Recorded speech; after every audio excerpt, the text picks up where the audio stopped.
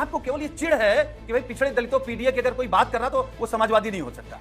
ये फंस गया। भगवान राम की कसम वो खाने की बात कहते जो ये कहते थे कि राम भक्त कार्यसेवकों को मैंने 16 मरवा दिए थे, 40 मर जाते तो गम नहीं था।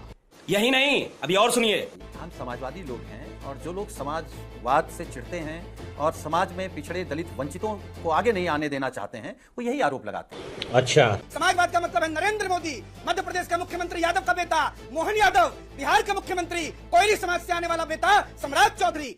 गजब बेइज्जती है। वो कह रहे हैं, रोहित जी कह रहे हैं कि प्रधानमंत्री जी सबसे बड़े ध्वजावाहक हैं समाजवाद के। तो क्या समाजवाद ये कहता है? नहीं, सीधा जवाब दीजिए।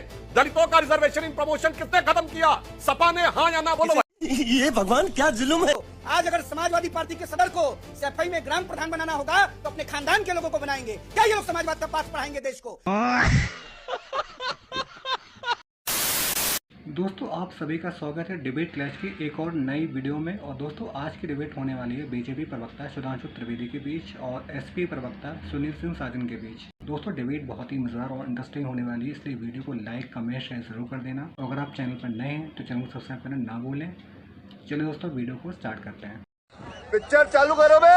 हम कह रहे हैं 12 साल से अधिक की सरकार आपकी हो गई है। सवाल हम लोगों से पूछ रहे हैं, लग रहा हम लोग सरकार में हैं, आपको किसी ने रोका? हमको ईमानदारी से आपने जिस मंदिर को लूटा है उसी भगवान राम की शपथ है। आप बताइए, उत्तर प्रदेश में पिछड़े दलितों का आरक्षण योगी आदित्यनाथ खा गए कि नहीं खा गए? आज मत झूठ बोलिएगा, आपको भगवान प्रभु राम की कसम है, बताइए खा गए कि नहीं खा गया? सुधांशु जी, बस एक लाइन का जवाब इस पर।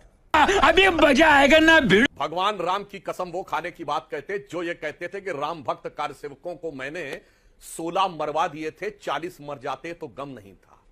शर्म तो आपको आनी चाहिए, जिसके जमाने में रामलला ठाठ में और पिछड़े दलितों का आरक्षण छीना योगी आदित्यनाथ जी ने या नहीं? अरे भाई, आपने राम की कसम कही। नहीं? आप सुनिए, मैं बिल्कुल बताना चाहता हूं, मैंने सीधा सवाल पूछा है। इधर उधर झांक रहे हैं। बताइए, रिजर्वेशन इन पूरा कीजिए। इधर उधर नहीं, सीधा जवाब दीजिए। दलितों का रिजर्वेशन इन प्रमोशन किसने खत्म किया? सपा ने, हाँ या ना बोलो भाई। नहीं, फिर मैं जवाब देता हूं, बोलो हाँ या ना। किसी ने नहीं, समाजवादी पार्टी की सरकार ने। क्या बात यार, नहीं, कितना खड़े झूठ बोलने लगते हैं। अरे थोड़ा पढ़ लिख करके आया करिए। अच्छा, सुनो, दलितों की पहली सरकार के ऊपर कातिलाना हमला किसने किया? सपा ने, हाँ या ना?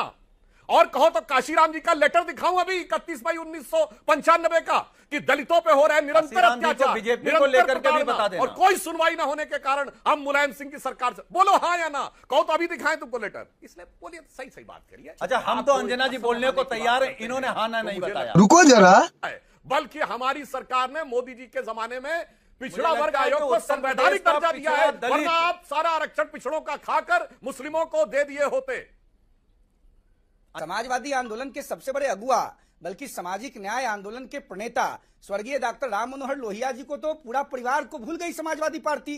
आज भारतीय जनता पार्टी ने जाकर उनके परिवार के लोगों से उनका कुशलक्षेम जानकर डॉक्टर राम मनोहर लोहिया जी के प्रति अपनी श्रद्धांजलि व्यक्त की है। आप सोचिए, स्वर्गीय राजनारायण, जिन्होंने इस देश में समाजवादी आंदोलन के पांव को मजबूत किया, जिन्होंने समाजवादी आंदोलन को बरगद के वृक्ष की तरह खड़ा किया, उनके परिवार के लोग कहां हैं? शायद इस बात की जानकारी समाजवादी पार्टी के सदर को नहीं होगी, न समाजवादी पार्टी के लोग उनकी सुधि लेने जाते हैं। हमारे यहाँ ऐसा ही होता है। इस देश में जो पिछड़ा है, जो अति पिछड़ा है, जो सामाजिक रूप से आर्थिक आधार पर विपन्न है, कमजोर है, चाहे वो किसी भी जाति और मजहब का हो, आज वो प्रधानमंत्री नरेंद्र मोदी जी के साथ खड़ा है। क्योंकि सोशलिज्म का जो नेशनलिस्ट आइडियोलॉजी है, देश के एक जनता के रूप में मैं अपने मत को आपके चैनल के माध्यम से देश और दुनिया के लोगों तक पहुंचाने का प्रयास कर रहा हूं। सुनील जी, रोहित जी का कहना है कि आपने समाजवाद की आहुति दे दी और खानदानवाद स्थापित कर दिया। हम समाजवादी लोग हैं और जो लोग समाजवाद से चिढ़ते हैं और पिछड़े दलित वंचितों को आगे नहीं आने देना चाहते हैं, वो यही आरोप लगाते हैं। वो कह रहे हैं, रोहित जी कह रहे हैं कि प्रधानमंत्री जी सबसे बड़े ध्वजावाहक हैं समाजवाद के।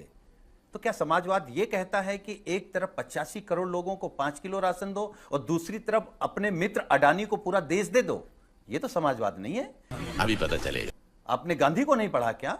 आप नाम ले रहे थे, आप जयनारायण जी को पढ़ लेते, जयप्रकाश जी को पढ़ लेते, जनेश्वर मिश्रा जी को पढ़ लेते। आप पढ़ते तो। आपको केवल ये चिढ़ है कि भाई पिछड़े दलितों पीडीए की अगर कोई बात कर रहा तो वो समाजवादी नहीं हो सकता। कैसे नहीं हो सकते समाजवादी? क्या गांधी जी समाजवादी नहीं थे? नेहरू जी समाजवादी नहीं थे? अगर कोई संपन्न व्यक्ति क्या समाजवादी नहीं हो सकता? अंजना जी, इन लोगों को यह लगता है आज भी सुधांशु जी हो या भाजपा का कोई समर्थक, उनको लगता है समाजवादी का मतलब फटे पुराने कपड़े, एक झोला डाल के, चप्पल पहन के और लैया चना खाता रहे, वही समाजवादी है। जी थोड़ा समय दीजिएगा। इस देश में मर्यादा पुरुषोत्तम रामचंद्र जी से बड़ा समाजवादी कोई नहीं हुआ। बाली के संहार के बाद किष्किंधा पर झंडा गाड़ा, राजा किसको बनाया? सुग्रीव को। जब आगे लंका में गए और सोने की लंका पर न्याय का झंडा गाड़ा तो राजा किसको बनाया? विभीषण को। आज अगर समाजवादी पार्टी के सदर को सफाई में ग्राम प्रधान बनाना होगा तो अपने खानदान के लोगों को बनाएंगे। क्या ये लोग समाजवाद का पाठ पढ़ाएंगे देश को? बात तो सही है। समाजवाद का मतलब है नरेंद्र मोदी, मध्य प्रदेश का मुख्यमंत्री यादव का बेटा मोहन यादव, बिहार का मुख्यमंत्री कोयली समाज से आने वाला बेटा सम्राट चौधरी। क्या समाजवाद का पाठ पढ़ाएंगे? छद्म समाजवादी, परिवारवादी, डेवलपमेंट अलायंस के नेता अखिलेश यादव। कुछ नहीं पता है इन लोगों को। समाजवादी राम थे और राम के बाद समाजवादी कोई है तो नरेंद्र मोदी, नरेंद्र मोदी, नरेंद्र मोदी। मजा आया। और इतना चापलूसी मत करिए कि भगवान राम के बाद अगर कोई समाजवादी है तो मोदी जी हैं। आप ये भी कह सकते हो कि भगवान राम के ही अवतार है मोदी जी। मतलब इतना मत करिए नेशनल टीवी पर बैठ करके। अरे कैसी बात कर रहे हो? मोदी समाजवादी हैं। मोदी समाजवादी होते तो देश की अर्थव्यवस्था ऐसी होती। मोदी समाजवादी होते तो देश का किसान ऐसा होता। मोदी समाजवादी होते तो देश का नौजवान बर्बाद हो जाता। कैसी बात कर रहे हैं? कैसी बात कर रहे हैं? जब 2003 में मुलायम सिंह जी शपथ लिए थे और विजय जुलूस निकला था तो उसमें उनके भी गाड़ी के आगे खुली जीप में कौन चल रहा था? स्वर्गीय सुब्रत राय सहारा, जो उस समय उत्तर प्रदेश के सबसे बड़े उद्योगपति थे। पूरी बात सुनिए, अभी नहीं, बहुत सारा सर झुकाने का मौका आएगा भाई साहब।